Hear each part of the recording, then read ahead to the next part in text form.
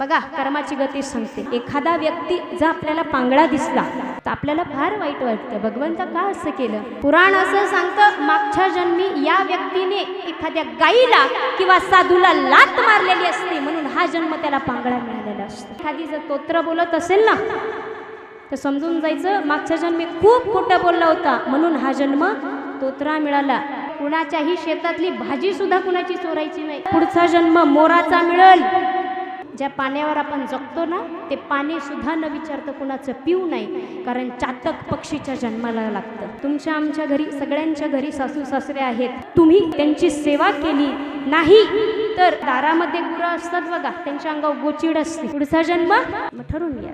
आणि पती जो असतो त्याची सेवा केली नाही ना तर पुढचा जन्म डोक्यातली ऊ असते, त्या ऊच्या जन्माला तुम्हा आम्हाला जावं लागतं. म्हणून कर्म करत असताना फार सावधगिरीने कर्म करत झालं माहिती.